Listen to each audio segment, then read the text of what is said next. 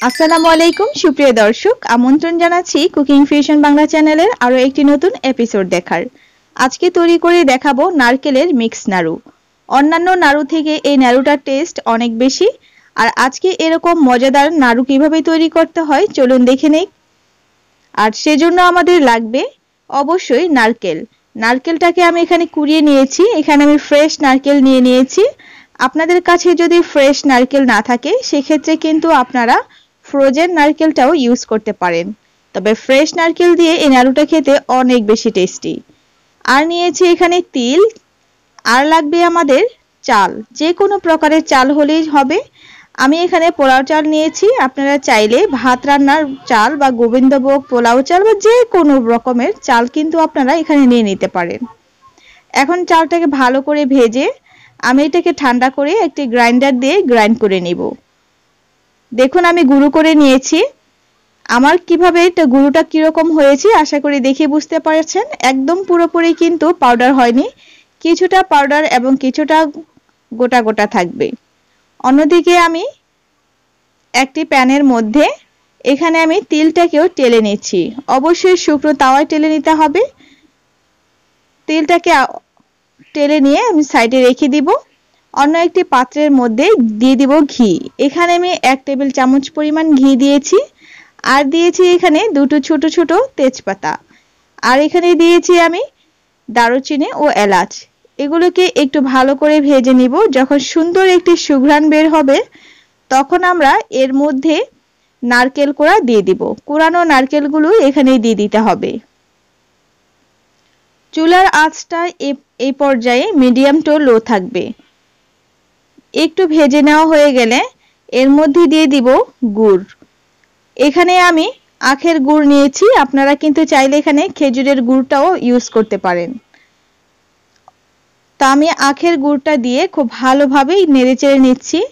এখানে পানি দেওয়ার কোনো প্রয়োজন নেই, কারণ এটা যেহেতু ফ্রেশ নারকেল, এই নারকেলের মধ্যে যথেষ্ট পরিমাণে পানি থাকে। আর তাও আপনাদের কাছে যদি মনে হয় এটা ড্রাই, সেক্ষেত্রে সামান্য একটু পানি দিতে পারেন। এখন এটাকে ঢেকে দিব চুলার আঁচটাকে কমিয়ে, যাতে করে আমার গুড়গুলো এবং নারকেলটা খুব ভালোভাবে সিদ্ধ হয়ে যায়।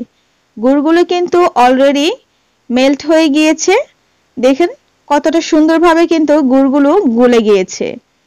এখন এই গুড়ের সাথে খুব ভালোভাবে মিক্স করে নিতে হবে।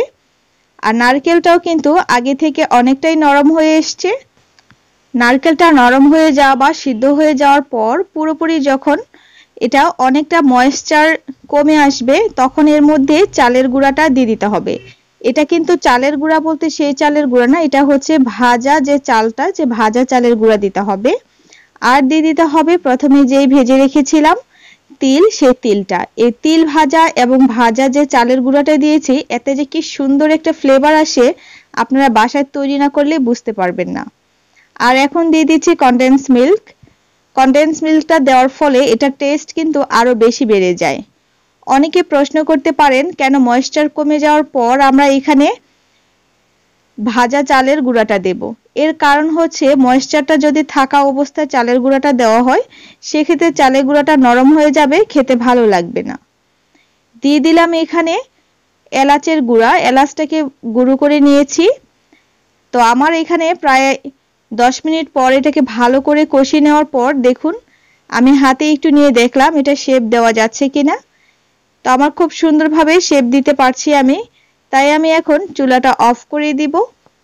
হাতের মধ্যে কিছুটা ঘি ব্রাশ করে নিব বা ঘি নিয়ে নিব। এতে করে আমাদের এটাকে মন্ড তৈরি করতে বা নাড়ু তৈরি করতে খুব সহজ হয়ে যাবে। তো হাত দিয়ে চেপে চেপে জাস্ট হাতে নিয়ে একটু গোল করে করে নিতে হবে। নাড়ুর শেপ এরকমই হয়, তাই আমি এভাবেই করে নিচ্ছি। তা আমি সেম ভাবে সবগুলো নাড়ুই কিন্তু তৈরি করে নিচ্ছি।